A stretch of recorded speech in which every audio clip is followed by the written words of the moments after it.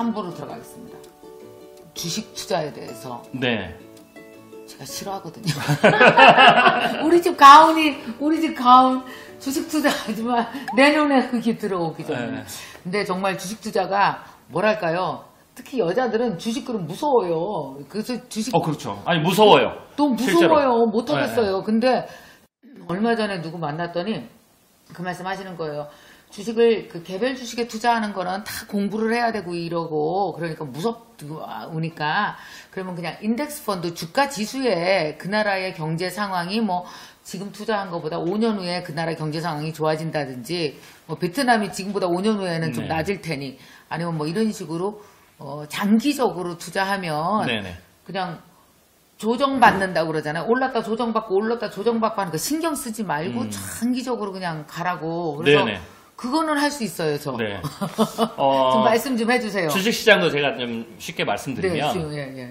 주식시장도 사실 모르고 하는 투자는 굉장히 위험합니다. 그래요? 특히 일반 개인들은 조금 실수하시는 게 네. 내가 주식에 투자할 수 있는 종잣돈이 적죠. 그쵸. 그래서 또 사람 심리는 주식을 보유를 좀 많이 하고 싶어 해요. 아하. 그러면 돈이 적은데 주식 숫자를 많이 보유하고 싶으면 일명 동전주 같은 걸 사요. 그 뭐예요? 그게 이제 아주 주식의 단위가 가격이 작은 거죠. 11,000원짜리? 그것도 아니고 이제 그 밑으로 가기도 하고 실제로 몇백 원짜리 막 이런 걸 그래서 막 몇만 주, 몇십만 주 막 보유했다. 되게 뿌듯하죠. 근데 절대로 개인들은 특별히 공부를 하지 않는 분들은 절대로 그런 주는 손을 대시면 안 돼요. 그런 주일수록 변동성이 굉장히 크고 사실 전문가들하고 경쟁해서 절대로 이길 수가 없습니다. 개인은. 그래요? 예, 왜냐하면 언제 팔아야 될지 이런 것들이 전문가만큼 똑같이 알 수가 없죠? 예, 그렇지도 않고 그 다음에 시총이 작기 때문에 네. 특정한 분들이 돈을 많은 분들이 인위적으로 가격을 올렸다 내렸다 할 수 있어요. 그러니까 이게 어떤 경제 법칙이나 그 기업의 실적이나 이런 걸로 움직이지 않을 가능성이 굉장히 커요. 그렇기 때문에 다른 요소가 개입할 수 예, 있구나. 그런 주식들은 개인이 처음부터 지는 게임으로 들어가는 거예요. 그래서 그런 거는 절대로 하지 마셔라. 차라리 그 돈을 주식이 몇 주 안 되더라. 그 돈을 차라리 가장 우량주, 그러니까 업종의 1등주를 차라리 사시는 게 나아요. 마음은 나 몇 주밖에 없다 해도 중요한 건 수익은 나면 똑같은 거거든요. 10주를 갔더라도. 그렇죠. 예, 그래서 일단은 첫 번째 전제는 그걸 피하셔라. 네. 예. 오케이, 알았습니다. 두 번째로는 개인들 같은 경우에는 일단 가장 좋은 거는 그러니까 확률적으로 이제 해야 돼요. 그러니까 투자는 내가 확률적으로 투자의 수익을 낼 수 있는 확률, 이길 수 있는 확률과 질 수 있는 확률을 봤을 때 투자는 질 수 있는 확률을 줄여가는 거예요. 이렇게 생각하셔야 돼요. 내가 어떻게 해야 돈을 벌까 이렇게 생각하지 마시고 거꾸로 어떻게 하면 돈을 잃지 않을까를 무조건 생각하셔야 돼요. 투자를 시작하실 때는 아까도 사업하고 똑같아요. 사업을 시작할 때는 야 내가 돈을 벌어. 그래서 내가 보고 싶은 거 봐. 내 기회를 봐. 이래서 사업을 하죠. 그래야 사업을 할 수 있죠. 그쵸. 그러나 사업을 한 이후에는 안 될 가능성을 막 생각해야 돼요. 그렇지. 이것 때문에 안 될 거고 이것 때문에 안 될 거고 이렇게 되면 문제가 생길 거고 왜냐하면 그거를 전략적으로 대비해 나가면서 성공을 하는 거니까. 그렇죠. 투자도 마찬가지예요. 들어갔을 때는 잃을 수 있는 가능성을 생각해야 돼요. 실패 가능성을. 그래서 첫 번째가 아까 했던 동전주는 실패 가능성이 높으니까 하지 말자. 이렇게 나와야 돼요. 그 다음에 두 번째로 빚내면 안 된다. 왜냐하면 빚내면은 이자 비용 나가죠. 그쵸. 또 빚을 또 언젠가는 내가 또 갚아야 되는데 그쵸. 주식이 운 좋게 갚기 전에 오르면 수익을 내서 갚지만 그쵸. 그 주식이 오르락 내려가는데 갑자기 원금보다 내려가 있으면 이제 이 분명 조금만 더 기다리면 오르는데 빚을 갚아야 되는 거니까 이게 이제 또 안 될 수 있어요. 그래서 절대로 빚을 내지 마라. 그 다음에 또 뭐냐면 공부를 더 내가 얼마만큼 할 수 있느냐에 따라서 종목 선택을 해야 돼요. 쉽게 해서 개별 주식으로 가게 되면 공부를 더 해야 됩니다. 그쵸. 왜냐하면 상식적으로 회사에 대해서 공부도 해야 되고. 예, 일단 예를 들면 우리나라에 아주 우량주가 있어요. 뭐 삼성 주식이든 뭐 LG든 10대 그룹, 현대든 이렇게 있다고 봐요. 근데 그 회사가 주식 가격이 오르는데 실적에 의해서 오르는데 그 실적이 그 회사가 잘해도 잘하는 것도 중요하지만 세계 경제가 어떻게 되느냐 중요하죠. 그렇죠. 한국 경제가 어떻게 되느냐가 중요하죠. 그렇죠. 그래서 그 회사 주식을 투자하려면 세계 경제, 한국 경제, 즉 거시적 경제도 공부해야 되고 그 안에서 그 회사도 공부를 해야 돼요. 그렇구나. 그러니까 개인의 입장에서는 개별 주식은 공부를 더 해야 되는 거예요. 아우, 과목이 너무 많네. 그렇죠. 그래서 물론 개별 주식을 공부를 하면 거시적인 흐름에서 인덱스를 투자하는 것보다는 좀 더 수익률을 더 높일 수도 있어요. 네, 그 안에서 네. 좀 더 올라가는 기업 아하. 뭐 이렇게 볼 수 있으니까 네. 그러나 공부를 더 해야 된다. 그렇기 때문에 개인들은 그거보다는 인덱스, 국가를 보셔라. 인덱스가 국가. 그렇죠. 국가 전체 지수죠. 그러면 인덱스가 왜 제가 추천을 드리냐면 개인들에게는 네. 첫 번째는 개별 회사를 공부할 필요가 없다. 그치. 일단은 일단은 거시적인 국가의 경제라든지 물론 그래도 개별 회사를 공부해야 되지만 좀 부담이 적다. 그 다음에 또 투자에서 가장 중요한 게 제가 약간 말씀드렸지만은 내가 실패할 확률을 없애는 거잖아요. 네. 그 실패할 확률 중에서 가장 중요한 게 내가 뭔가 주식을 샀는데 어떤 회사 주식을 샀는데 회사가 망해버리면 끝나는 거예요. 그렇지. 네.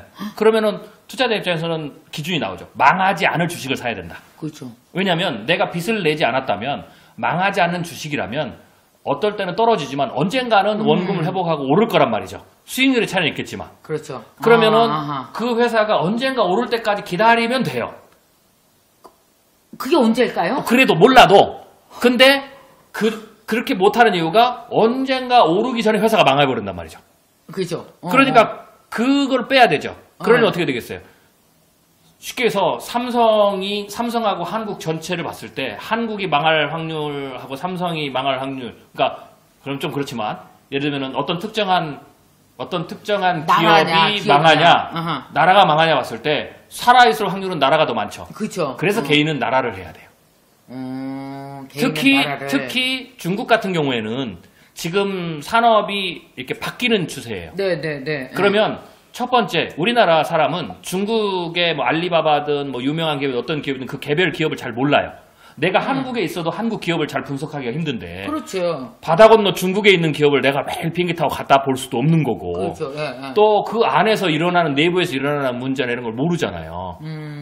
그러니까 절대로 그럴 때는 중국의 개별 주식을 사면 안 돼요. 그리고 두 번째로 지금은 기업들이 산업이 바뀌고 있기 때문에 지금 잘 나가는 기업도 자칫 잘못해서 산업 패러다임 전환을 잘못하면 그 기업이 망할 수도 있어요.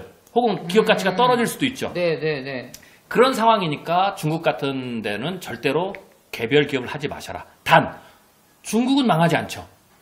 그렇죠. 중국이 금융위기가 오고 심지어는 외환위기를 맞아도 중국은 망하지 않아요. 다시 올라간단 말이죠.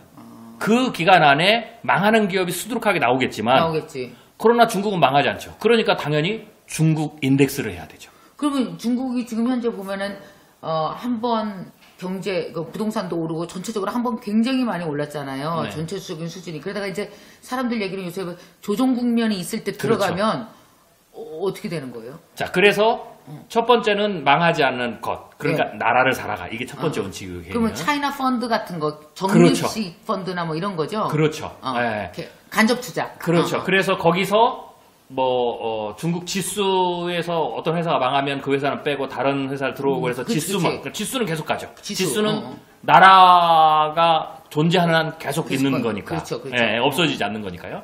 그다음에 이제 두 번째로는 그걸 정했으면 투자는 중요한 거는 언제 사느냐예요. 그렇죠. 그러니까 아무리 좋은 주식도 비쌀 때 사면 수익을 못 내죠. 지금 어때요, 중국? 지금은 중국은 낮은 편이에요. 일단 큰 틀에서 여전히 낮다. 아, 그래요? 네, 왜냐하면 이거는 쉽게 해서 최소 10년이나 20년을 봤을 때 지금 낮은 거예요.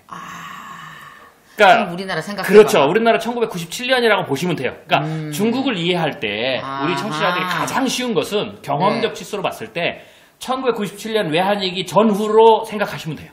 그 전후로. 상황도 비슷해요. 상업용의 부채가 크다든지 부동산에 1차 버블이 있다든지 혹은 경제 그 당시에 있었던 산업의 구조라든지 이런 게 거의 비슷해요. 네. 그러니까 오히려 그 당시에 한국에서 어떤 일이 벌어졌는지 주식시장에서 어떤 일이 벌어졌는지 부동산 시장에서 어떤 일이 벌어졌는지를 사실 히스토리가 있으니까 그쵸. 그걸 공부하면 중국의 미래를 보는 것과 똑같아요.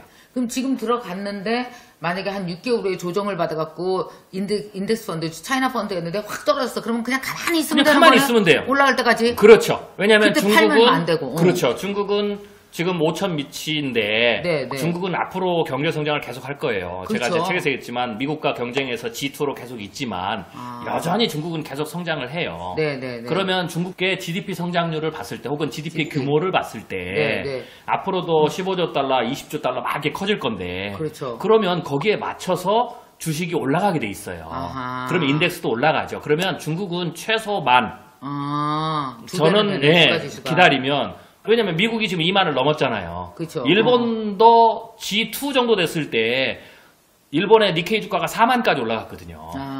그러니까 중국은 이런저런 규모로 봤을 때 그 경제 규모로 봤을 때 주식 시장이 우리 같은 규모가 예를 들면 2천, 3천인데 중국은 네. 보통 15배, 20배가 넘잖아요. 그렇죠. 그러니까 중국은 기본적으로 우리 정도 수준에 오면 2만, 3만을 가는 게 맞아요. 그렇기 때문에 거기까지 네. 보신다면 지금 사셔도 지금에서 반토막이 나도 저점이라는 거예요.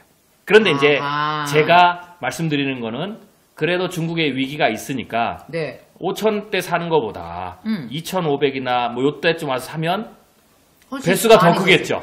그럼 중국 좀 기다렸다 사야 되겠다. 그죠? 그렇죠. 예, 그래서 그런 측면에서 중국은 조금 더 기다리셨다가 현재의 위기, 리스크, 네. 상업력의 문제가 해소되고. 어허. 그때 사셔라. 근데 이제 이런 것도 있죠.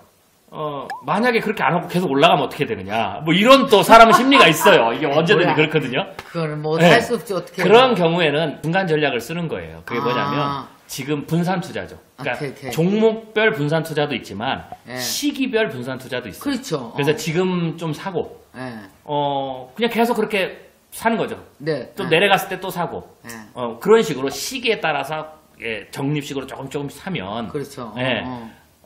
지금 사놓은 거는 안 내려가고 올라가도 되는 거고 만약에 떨어지면 그때 떨어질 때 또 사고 그렇죠. 그런 식으로 조금 시기를 분산해서 무리하지 마시고 돈이 생길 때마다 좀 사는 사시고 걸로. 단 아까 말씀드렸듯이 수익이 2만 포인트를 갔을 때 나는 거니까 그럼 가만히 기다릴 거. 기다리시라는 거죠. 한 몇 예. 년은 해야 되겠네요. 그렇죠. 그래서 저도 생각은 한 10년 정도 기다리셔라. 근데 10년 정도 기다릴 만한 가치가 있죠. 그렇지 있죠. 있죠. 왜냐면 5배에서 10배를 뛴다면 내가 은퇴를 10년 뒤에 앞뒀다. 그러면 지금 사시면 지금 사면. 그 돈은 그냥 10년간 잊어버리시는 거예요. 10년 후에 은퇴할 때 그 돈이 자산이 크게 늘려 근데 있으면 내가 되는 어디 거죠. 갔다가 저축한 돈은 잊어버리지가 않아. 자꾸 기억이 나서 그렇게 건드리고 싶어. 네. 그럼 베트남은 어때요? 베트남도 지금 베트남은 지금 제조업에 중국 다음으로 세계 공장을 하는 맞아요. 그런 어떤 위치예요. 그래서 베트남은 지금은 괜찮지만 그래서 이제 베트남이 그때 맞춰서 또 부동산도 뛰고 있거든요. 네, 그렇죠. 근데 이제 베트남은 조금 조심스럽게 보셔야 돼요. 어떤 면에서요? 네, 왜냐하면 네. 베트남이 지금의 성장은 맞지만 네. 중국처럼 지금은 중국은 이제 우리나라처럼 이제 2단계로 넘어가거든요. 넘어갔죠. 중국은 충분히 그럴 역량이 돼요. 시장 규모나 기술력이나 이런 거에서 그 다음에 이미 그 정도의 기술력을 다 보여줬고 실제로 그쵸. 쉽게 해서 자동차나 조선이나 반도체나 뭐 이런 혹은 심지어는 4차 산업혁명, 뭐 AI라든지 뭐 이런 데서는 한국보다 보여줬죠. 뛰어나거든요. 그렇죠. 그러니까 중국은 반드시 올라갑니다. 반드시 그렇기 때문에 2단계 훨씬 그렇죠. 넘어서네. 2단계 넘어가기 때문에 중국 주식시장은 반드시 커져요. 그래서 중국 주식시장은 최소 만에서 2만은 간단 말이죠. 오케이. 네. 그리고 중국의 부동산도 한 번 조정을 받은 이후에 다시 또 한 번 가요. 그래서 두 번째 부동산 상승기까지도 중국은 충분히 가능해요. 그러나 베트남은 네.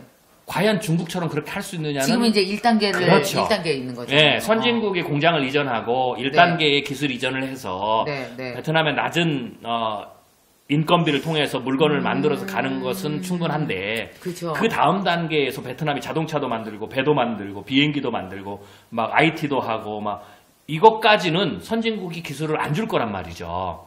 그럼 중국하고도 경쟁해도 한국하고 경쟁해도 미국 경쟁하고 막 이러기 때문에 베트남 스스로 독자적으로 배도 만들 수 있는 기술, 자동차도 만들 수 있는 기술을 다 확보를 해야 돼요. 인공지능도. 그치. 그러면 베트남은 그런 측면에서는 아직은 불확실성이 크다라는 거죠. 아, 만약 못하면 네. 적정한 기간에 못하면 베트남은 다시 꼬꾸라지는 거예요. 가지고 그러지. 그러면 그 다음에 나타난 투자자 수익이 없는 거죠. 그렇죠. 그렇기 때문에 베트남은 지금 당장은 단기적으로는 괜찮지만 중장기적으로는 조금 고민을 하시면서 보시는 게 좋다라는 거죠. 그래서 저는 투자자들에게 이렇게 말씀을 드려요. 우리가 투자를 할 수 있는 기업도 많이 있지만 네. 또 국가 단위로 보면 투자를 할 나라도 많죠. 그렇죠. 근데 확실한 쪽에 투자를 하셔야 돼요. 그렇죠. 쉽게 해서 확률적 가능성이 높은데 그게 그렇다면 결국은 선진국이에요. 그게 결국 미국과 중국을 그렇죠. 말씀하신 거네요. 예, 그래서 미국과 중국이 안전하고 예. 분산 투자를 하셔도 거기서 시간적 분산 투자나 그렇지. 혹은 섹터별 분산 투자. 아하. 그것만으로도 개인은 포트폴리오를 채우기에 충분하고 섹터라는 건 예를 뭐예요? 들면은 뭐 이게 금융 섹터인지 오케이. 또 쪼개서 네, 예. 네, 네. 그래서 그렇게 하시는 게 안전하지. 어차피 베트남에서 예를 들면 100% 수익률을 내나 중국에서 수익률을 내나 똑같다고 본다면 네. 네. 그렇다면 좀 더 마음이 편하고 그 다음 단계로 성장하는데 확률적으로 확실히 높은 것 그리고 그 가능성도 충분히 보여준 나라 이런 나라가 리스크가 적죠. 그래서 리스크를 줄여야 돼요. 리스크를 줄이는 거구나. 네, 그래서 선택을 가능성을 하셔야 높이는 것도 중요하지만 그렇죠. 리스크를 한국은 어때요? 한국 주식 한국은 우리나라 인덱스 한국은 이제 제가 최근에도 말씀드렸지만 지금은 박스권장입니다. 금융위기가 아하. 터지기 전까지는. 그러나 한국은 거꾸로 보면 네. 위기가 오면 제가 책에도 말씀드렸지만 한국은 내부에서 금융위기가 오면 네. 주식이 최소 50%에서 고점 대비 뚝 떨어지지. 고점을 우리가 가장 역사적 고점 한 2,500으로 봤을 네네. 때 2,500 기준으로 절반이나 70에서 75%까지 내려갈 거예요. 그렇죠. 그게 제가 책에서 분석했지만 대체적으로 전형적인 패턴이에요. 그게 이 올해 말부터 한 2, 3년 보셔야 된다 그러면 그 안에 일어날 수 안에 있는 일어날 수 있는 사건이죠. 네. 그래서 한국은 오히려 쉽게 해서 하락 쪽에 네. 지금은 상승 쪽에도 투자할 수 있고 하락에도 투자할 수가 있거든요. 아, 그러니까 만약에 하신다면 하락장을 보시는 게 좋고요. 하락장을 그 다음에 이제 한국은 이제 시나리오 보면 네. 이거를 반등을 해서 예를 들면은 1997년은 그때도 70에서 75% 폭락을 했거든요. 네. 그 다음에 외환위기 때 이제 다시 올라가서 더 올라갔죠. 네. 그러면 한국이 그 다음에 전고점을 회복하고 더 올라갈 거냐? 네. 아니면 회복하고 내려갈 거냐? 회복하지 못하고 적정 수준에 갈 거냐? 네. 그러니까 대체적으로 크게 세 가지예요. 그렇죠. 그렇게 봤을 때 한국은 회복해서 97년 이후로 더 주식시장이 뛰는 장은 당분간은 힘들다. 당분간은 힘들다. 그래서 전고점까지 회복을 하거나 쉽게 해서 2000대로 다시 올라서거나 아니면 2000대 밑에서 장기적으로 가거나 근데 일본의 사례로 보면 부동산 버블이 터졌을 때는 네. 투자적 여력이 떨어져요. 아하. 이건 기업하고 또 상관이 그치, 없어요. 돈이 없는 거지, 개인이. 그렇죠. 네. 왜냐하면 기업이 잘 돈을 많이 번다고 해도 주가가 올라가지만 주가가 더 올라가려면 투자자들이 돈을 맞아요. 넣어야 되거든요. 그렇죠. 근데 부동산 버블 붕괴가 왜 주식시장에 직접적인 영향을 주느냐. 예를 들면 일본 같은 경우는 부동산 버블이 붕괴됐을 때 니케이 주가가 4만까지 찍었던 것이 10,000포인트까지 떨어졌어요. 75% 폭락. 그리고는 대단했네. 20년 동안 10,000포인트였어요. 아! 그리고 지금 아베노믹스 하면서 지금 올라가고 있거든요. 예, 예. 그러니까 그게 왜 그러냐면 그 다음에 이제 물론 일본 기업도 구조조정을 하고 그랬지만 성공해서 기업 실적이 올랐겠죠. 네, 그럼에도 네. 불구하고 반영이 잘 안 되는 이유는 개인들이 부동산 버블 붕괴가 되면서 투자 여력을 상실을 했어요. 그렇죠. 그러니까 투자할 돈이 없죠. 없죠. 그러면 투자할 돈이 없으면 외국 자본들도 들어오질 않아요.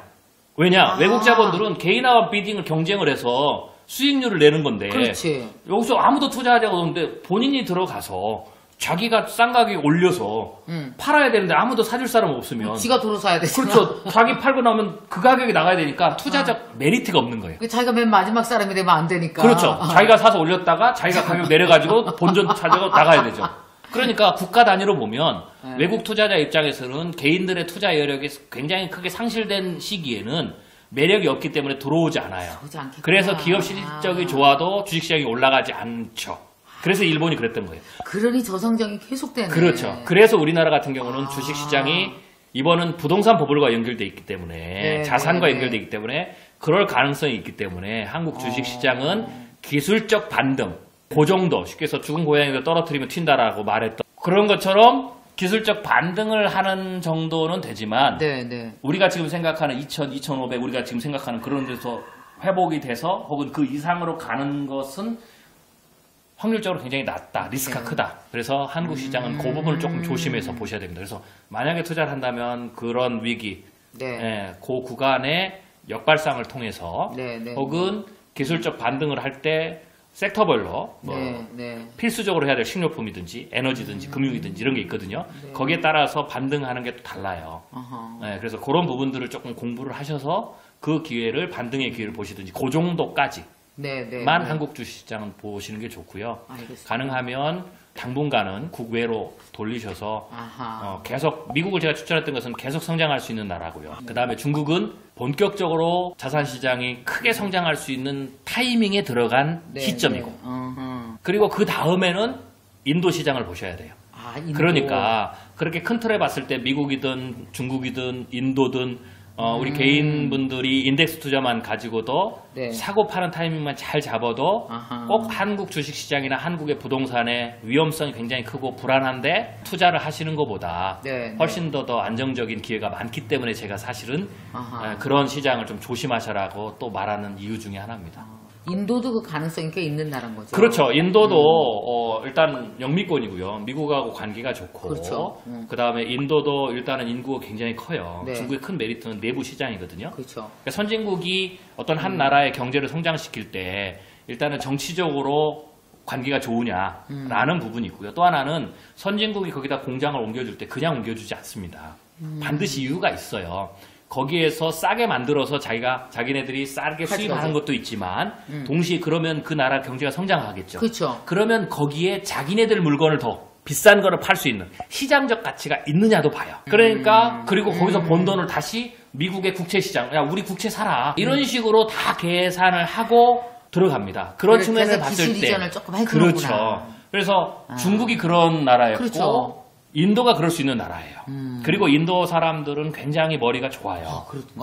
그래서 미래 산업에서 IT든 이런 부분에서 충분히 독자적으로 역량을 가질 수 있는 나라죠. 그리고 또 제가 이제 미중전쟁 시나리오에서 예측을 해드렸지만 앞으로 미국이 끊임없이 중국을 견제를 한단 말이죠. 그렇죠. 그 견제를 하는 굉장히 중요한 도구 중에 하나가 중국이 차지하는 세계 사회에서 중국이 경제적으로 차지하는 혹은 시장으로 차지하는 절대적 어떤 가치를 훼손시키는 거예요.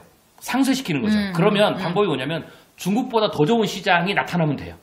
그렇지. 그걸 이제 딴 데로 보는 거고. 그렇죠. 그게 인도라는 거죠. 그런 측면에서 인도는 계속적으로 성장할 수 있죠. 그래서 중국을 후행한다.